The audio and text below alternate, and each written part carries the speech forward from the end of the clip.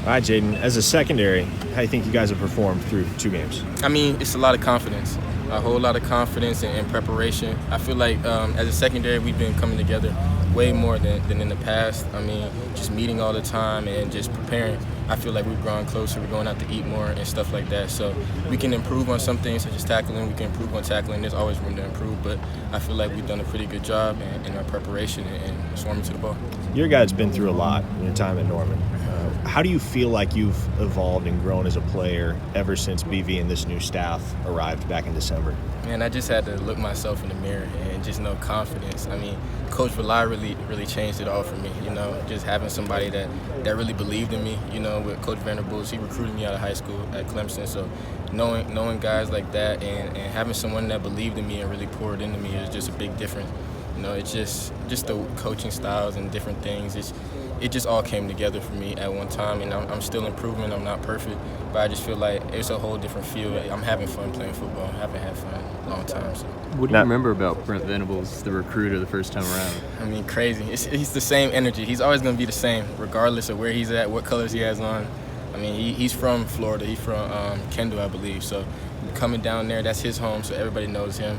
And just going down there during recruiting, him saying what's up to me, but he never offered me until my junior year, senior year. So I talked to him since I don't know when, but he ain't offered me till later. So same guy, same energy, always the same, and he's really been pouring into all the guys on the team. How excited were you when you found out he was going to be the next head coach at OU? Oh, man. I mean, I called my dad. That was the first thing I did, and I had like 6 people send it to me. It was crazy because like everything just came full circle, you know. Like God says everything happens for a reason, you know. So everything happened for a reason. Clemson happened to be the other school I was possibly going to go to, so it's like I didn't have to go anywhere. Clemson came to me, you know. So it just all worked out the way it's supposed to be. Kind of seems like everything's been a blessing for you, just from the new start to Coach V coming in, everything for you. And I stayed prayed up, you know. Go to church every Sunday, get on call with my grandma. It's just, I don't know what it is in the air. I just give all glory to God, and I understand that it's bigger than me. You know, I couldn't have done this on my own. There's a lot of guys behind the scenes. There's a lot of guys like Ryan Carter, like RC, the GA, Jeremiah Cordell, Coach Brewer. So it's a lot of guys that have helped me get to where I am today, along with Coach Rely and Coach Hall, Coach B, Coach Roof. So it's not only me, it's just been a lot of people. So I really give thanks to them. What kind of foundation have you guys set here over the first 2 games? I feel like we just been attacking.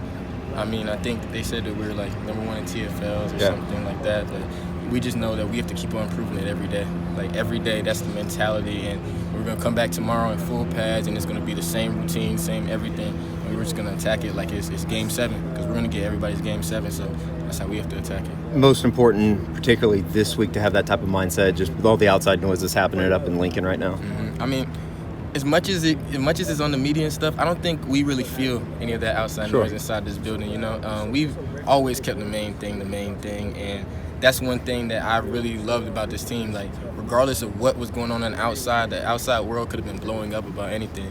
But like in this building, in between the walls, it was like everything was next rep, next day. You know, we've all been attacking it, and it's been every single person on the team, every single person in the secondary and defense. So it's everybody, you know, it's not just one person. So that's what I like about it. What do you remember about Casey Thompson? We played him at Texas last year. Great quarterback. You know, he's gonna get out the pocket. He's gonna throw the ball. You know, we played some passing teams these first 2 weeks, but he's a great quarterback. He was up on us 40-something to 20 or something like that. So great quarterback, and I just know he's going to make the right reads, and it's going to be a real challenge. Have you seen anything different out of him through the games you broke down in Nebraska versus what you had last year? I mean, he's always been great. He's been consistent. He looks comfortable. So I just like that about him, and I really give him props of what he's been doing at his time in Nebraska, and I'm just excited for the challenge. What made Nebraska so tough for you guys last year, do you think? I have no idea, honestly. I mean, it was just a game. Every game, we're going to get everybody's Game 7, you know. It's a rivalry game. I'm not really from Oklahoma area, so I didn't really know about the rivalry till I got over here. And I realized it's such a big deal, like Oklahoma, Nebraska, like Big 12 days and everything like that. So you're Oklahoma, you're going to get everybody's Game 7, regardless of who it is. So we just have to go into it with that mindset and just respect for your opponent. We respect everybody. So. You mentioned Jay Cordell. How do you see him growing into his new role? I mean, man, he was my roommate actually my freshman year. 208 and Headington Hall. So that's my guy. You know, through recruiting him, I was really instrumental in recruiting him to come here and things like that. It's just, man, he's been growing up so much. You know, he's had to grow up fast with a quick change between being just your buddy and now being a coach for you. You know, it's a different feel, and it's challenges he had to overcome when football's over. That's hard for anybody, you know. So he's just been instrumental to me. We live together, so just going over different plays and going over different calls and stuff like that, he's really helped me get to where I am today, so big props. Go ahead. How about another Florida guy, Kendall Dennis, who was running with the scout team a year ago. Now he's in the 2 deep. What have you seen from him that's enabled him to make that leap? Coach Venables, confidence. I mean, Coach Venables. It's really confidence. It's crazy how your mindset can really change how you can play.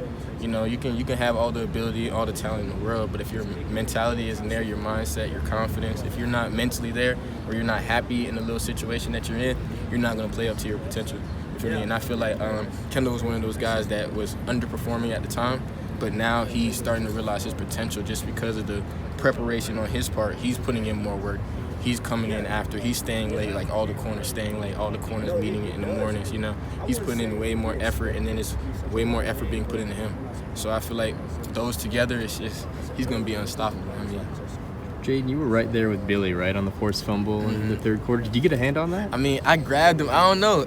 They gave it to Bill. I'm always happy for Bill. It's a turnover. You see how hype I was for him. So it don't matter who gets called on that jumbotron. I know it's a team effort. You know, it's forced fumble from recovery. I mean, it goes into team stats. You know, so that's what it's all about. But when you go to sleep tonight, you think you should have had a hat. You know, I text Billy. I had to let him know, like, you know, I got a hand in that. I think they should give like a 0.5 or something for that. Like, they only give ones for forced fumbles. Huh? Yeah, I think so. No 0.5 recovery. How unsurprised are you to see Nick Benito doing so well at the next level? I knew that. I knew that since day one. Like, we went to middle school together. Went to middle school, university school, high school at St. Thomas, college here. I mean, Nick is my guy. I knew that. He's always told me that he's that guy, and he's always been that guy. I just remember in high school, like, he could literally turn it on and turn it off whenever he wanted to. Whether we were playing St. John Bosco or whether we were playing Blanche Ely down in Fort Lauderdale. It was just any school we were playing, he could turn it on and turn it off whenever he wanted to. And it was just a matter of him deciding to turn it on. And I think his freshman year, he really kind of struggled when he was here. But his redshirt freshman year, but then after that, he turned it on and it never turned off. So I just know Nick's my guy. I talk to him all the time, and he's going to have a long career in the NFL. Appreciate it, man.